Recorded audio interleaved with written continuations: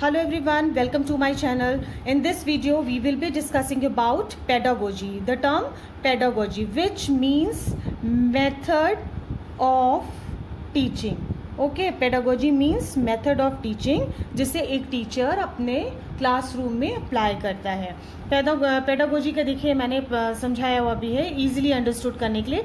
Approach to teaching, way of teaching, और we can say art and science of teaching. Okay, पढ़ाने की एक कला बाय डिफरेंट मेथड्स, है ना, कि टीचर को ये ऑब्जर्व करना पड़ता है उसके स्टूडेंट्स के लिए उसे किस तरह से उन्हें कंटेंट को समझाना है जिससे स्टूडेंट्स इजीली अंडरस्टैंड कर सकें. ओके, पेडागोजी कंप्राइजेज और we can say it includes 3 steps which are very important. First one is teaching style, so we can say it is teaching method. Next is teaching theory, and third is feedback and assessment. Okay, basically pedagogy क्या है. Teacher जो है जब class में पढ़ाता है तो वो जो है स्टूडेंट्स की एज को देखता है, उनकी लर्निंग कैपेबिलिटी को ऑब्जर्व करता है.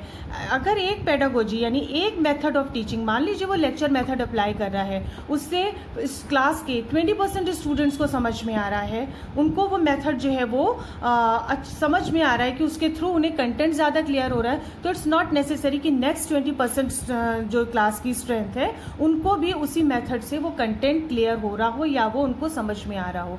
तो it's up to the teacher कि उसे पूरे क्लास में ये देखना पड़ता है कि किस डिफरेंट मेथड से वो स्टूडेंट्स को वो कंटेंट जो वो पढ़ा रही है, जो समझाना चाहती है, वो क्लियर कैसे करे. किस डिफरेंट किसी स्टूडेंट के लिए मान लीजिए उसने लेक्चर मेथड अप्लाई किया तो हो सकता है दूसरे को वो स्टोरी टेलिंग या डिस्कशन मेथड से जो है उसे क्लियर करना पड़ेगा. तो it's up to totally depends on the teacher कि वो कौन सी पेडागोजी किस स्टाइल में किस तरह से अपने स्टूडेंट्स के लिए यूज़ कर रही है, क्या बेसिकली उसकी art and science of teaching है किसी पर्टिकुलर ग्रुप ऑफ स्टूडेंट्स के लिए. Right, now we come to the teaching methods. Teaching methods यहाँ पे देखिए 1 to 10 मैंने यहाँ पे लिखे हुए हैं. First one is story telling, next text book, third lecture, fourth demonstration, fifth tutorial, sixth question answer, seventh discussion, 8th heuristic method, 9th project method and 10th is discovery method. इनको हम 1 by 1 discuss करेंगे. Okay, कि ये सारे methods कैसे pedagogy में या teaching method जिन्हें कहा गया है वो कैसे अप्लाई किया जाता है और उसका स्टूडेंट्स पर क्या इम्पैक्ट होता है. ओके, इसमें से कौन से टीचर सेंटर्ड हैं, कौन से टीचर स्टूडेंट सेंटर्ड हैं, तो ये सारी चीज़ें हम अब आगे क्लियर करेंगे. जिसमें से हम सबसे पहले देखते हैं स्टोरी टेलिंग मेथड. इसको कहा जाता है कि ये टीचर सेंटर्ड मेथड है. भाई स्टोरी टेलिंग क्या है? इसको किसी भी कंटेंट को टीचर हो सकता है कि वो स्टोरी के माध्यम से बच्चों को क्लियर कर रही हो. ओके, तो इसमें क्या होता है, इसके क्या बेनिफिट्स हैं. एक तो बच्चों का फोकस बढ़ता है.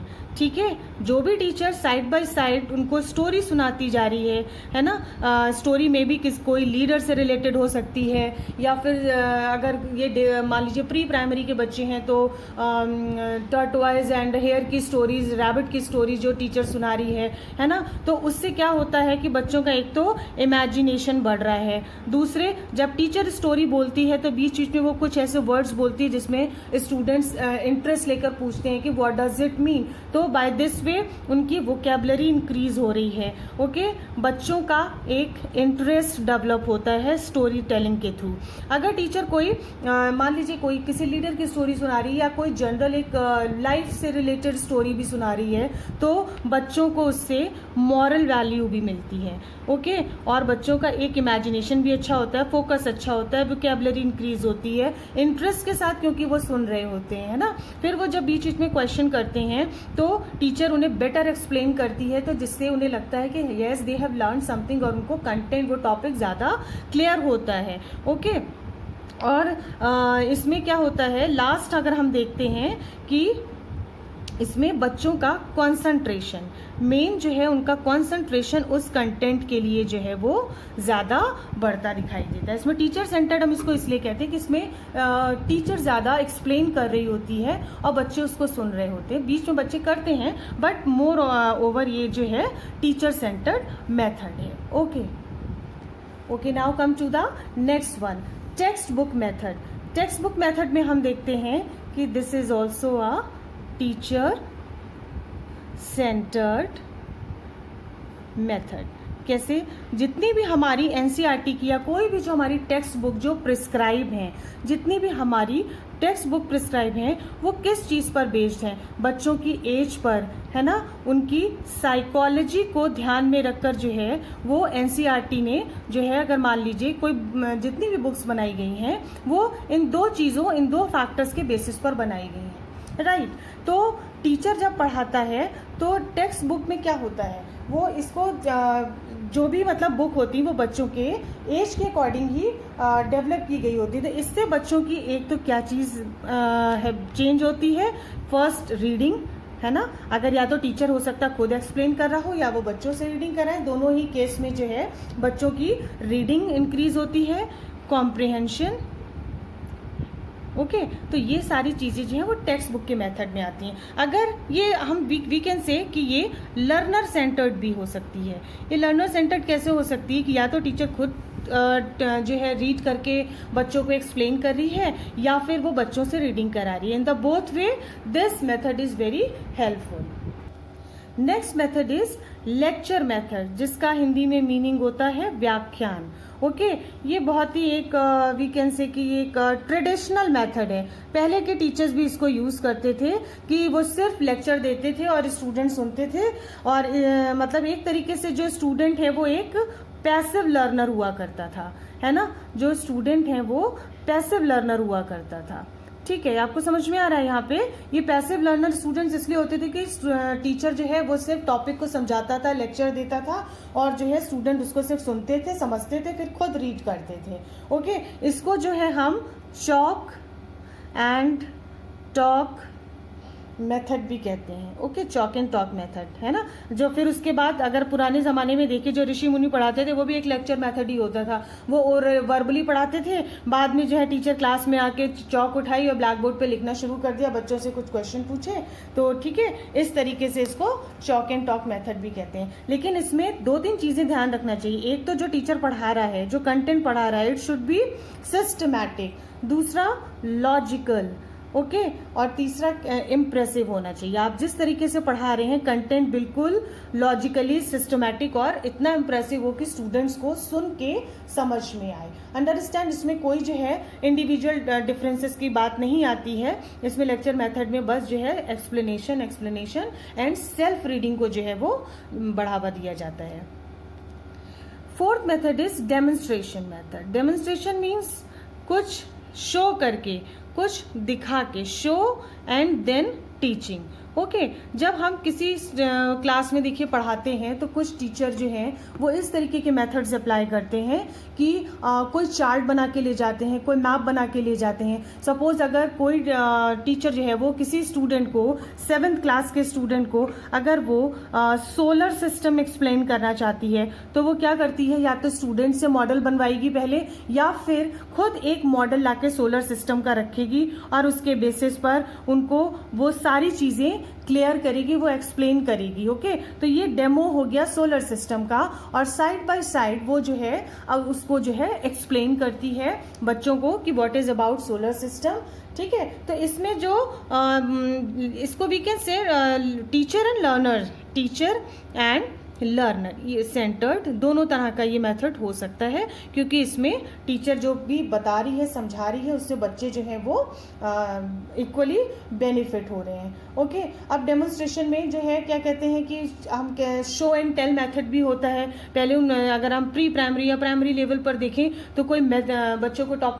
Now come to the fifth one, this is tutorial method. Tutorial method, अगर कोई टीचर किसी क्लास में टीचिंग करती है तो वो यहाँ पे ऐसा भी हो सकता है जो स्टूडेंट की स्ट्रेंथ है वो होमोजीनस हो, मीन्स सेम एबिलिटी के बच्चे हों, या फिर हेट्रोजीनस हो, मिक्स एबिलिटी, मीन्स कोई जो है बहुत ब्रिलियंट होगा, कोई एवरेज लर्नर होगा, कोई स्लो लर्नर होगा, तो उसके अकॉर्डिंग जो है वो वैसे ही उनको एक्सप्लेन करेगी, ट्यूटोरियल प्रोवाइड करेगी कि जिससे बच्चों को, सब बच्चों को इक्वली वो चैप्टर जो है वो समझ में आए।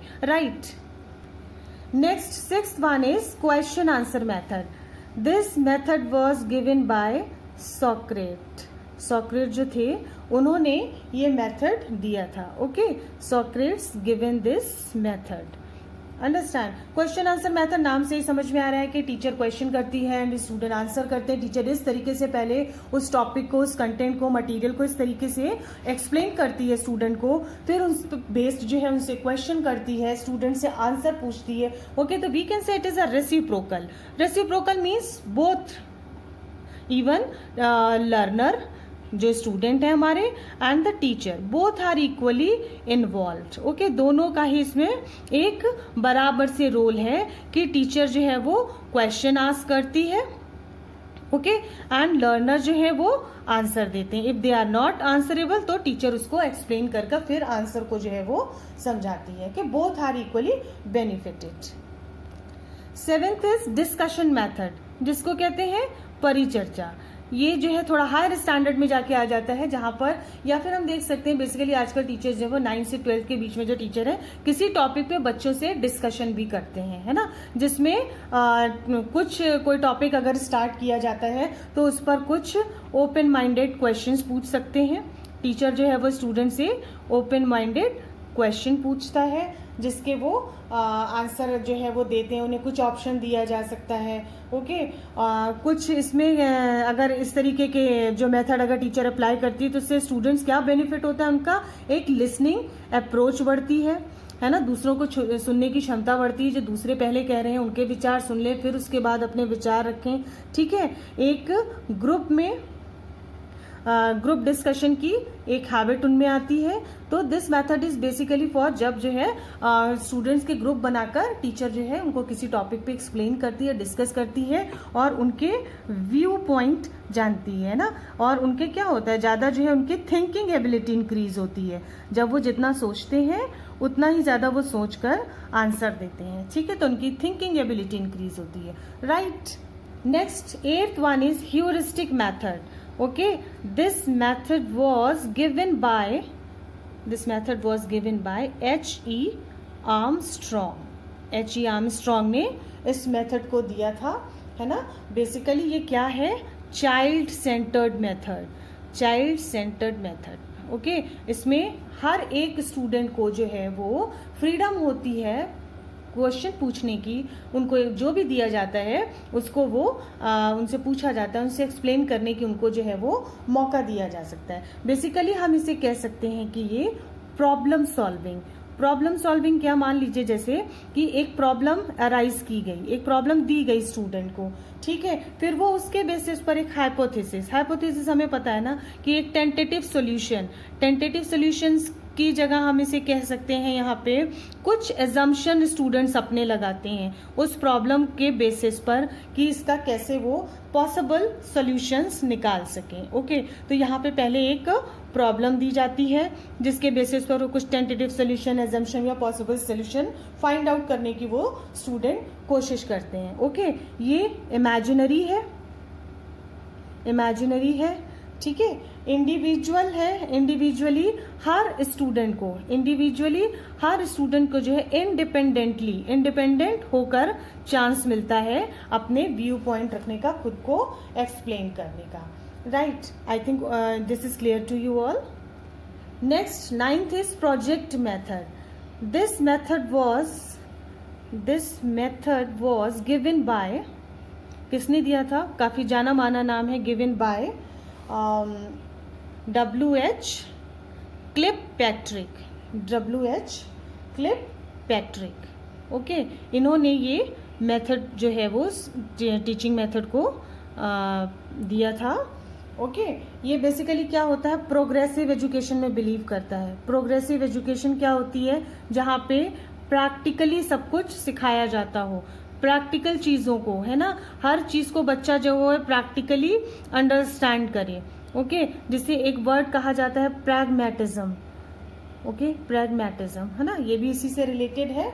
और ये क्या है, इसमें स्टूडेंट्स के जो है वो ग्रुप में स्टूडेंट्स को जो है वो टॉपिक दिया जाता है, वो उसको डिस्कस करते हैं, उनको अप्लाई करते हैं, उनको सोचते हैं, है ना, हर चीज़ प्रैक्टिकली उन्हें करके जो है ज़्यादा बेटर समझ में आती है। अब इसमें जो प्रैक्टिकल अगर उनको दिया जाता है तो बेसिकली हो सकता है कि वो कोई सोशल टॉपिक हो जो सबको क्लियर हो, जिसपे जो है ऑल स्टूडेंट्स जो है वो अपने आइडियाज़, अपने व्यूज़ रख सकें। Okay, project method was basically based on progressive education, believe in pragmatism, group work में काम करता है, और ग्रुप वर्क में काम करने के लिए हो सकता है सबसे अच्छा टॉपिक कोई सोशल टॉपिक स्टूडेंट्स को दिया जाता है कि जिससे हर स्टूडेंट्स जो है वो इक्वली अपने आइडियाज शेयर कर सके, अपने व्यूज पॉइंट को रख सके। 10th and last one is discovery method. This is also child centred. Child centred है, इसमें कोई ऐसा टॉपिक पास्ट से रिलेटेड दिया जा सकता है या फिर सोशल साइंस से रिलेटेड कोई ऐसा टॉपिक स्टूडेंट को दिया जा सकता है जिसके बेसिस पर जो है वो डिस्कवरी करे। डिस्कवरी मीन्स उससे रिलेटेड जो है वो सारी चीज़ों को कलेक्ट करे, है ना, उससे रिलेटेड जितने भी उसको लगता है कि हमें ये टॉपिक दिया गया है तो क्या क्या कंटेंट वो जो है कलेक्ट कर सकता है ना, वो रिलेटेड उससे कलेक्टेड जो है अपने जो नोट्स है उसको कलेक्ट करता है और उसको टीचर के सामने प्रेजेंट करता है। डिस्कवरी मेथड में बेसिकली जो है ये हर बच्चा इन्वॉल्व होता है, ग्रुप वर्क ना भी हो, इंडिविजुअली जो है हर बच्चे को ये टॉपिक दिया जा सकता है। और इस तरीके से डिफरेंट टीचिंग स्टाइल जो हमने 1 to 10 तक पढ़े पेडागोजी में, ये टीचर जो है वो अप्लाई करता है फॉर स्टूडेंट्स के बेटर अंडरस्टैंडिंग के लिए, कि उनको ज़्यादा से ज़्यादा समझ में आए। तो हर एक स्टूडेंट की एज, कैपेबिलिटी, उनके क्या कहते हैं, जो भी उनका IQ है उसके बेसिस पर जो है ये लर्निंग स्टाइल, लर्निंग मेथड्स को टीचर अप्लाई करता है। I think students it is clear to you all. Keep learning and keep watching. Thank you.